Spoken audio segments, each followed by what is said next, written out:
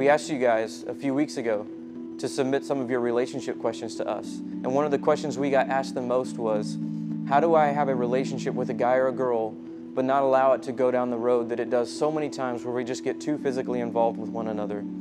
I think the key to that is not worrying so much about having rules in place or having regulations in place or just trying to change the way we act. I think the key to that is changing the way we actually see other people and see our boyfriends and girlfriends. And that's when we will learn how to truly just see them differently, and that'll completely change the way we interact with one another.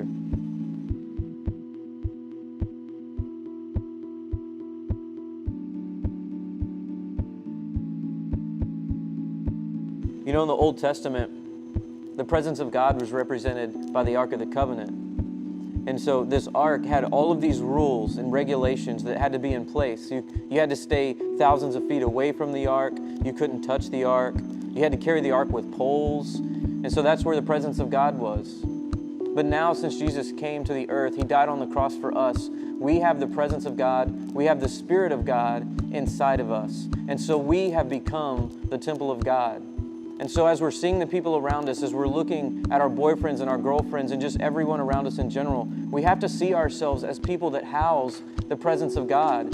And that's totally going to change the way we interact with one another, the way we talk to each other, and the way we treat one another. There's a verse in 1 Corinthians that says this. It says, "Run from sexual sin. No other sin clearly affects the body as this one does. For sexual immorality is a sin against your own body. Don't you realize that your body is the temple of the Holy Spirit who lives in you and was given to you by God? You don't belong to yourself, for God bought you with a high price. So you must honor God with your body." We have to start honoring God with our bodies and realize that our bodies don't belong to us. If we know God, our bodies belong to God, and they are temples for His glory and not our pleasure. And that'll completely change the way that you start looking at each other. And so we have to see each other as temples of the Holy Spirit.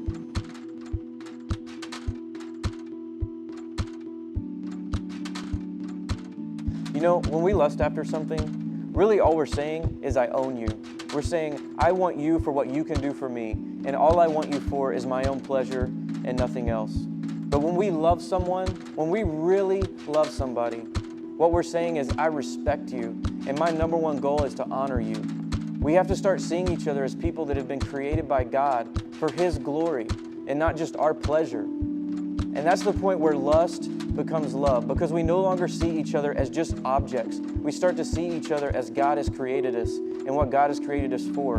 So we have to start seeing each other as people that house the presence of God, people that are the temples of God, and start approaching each other in that way. And that is when lust becomes love.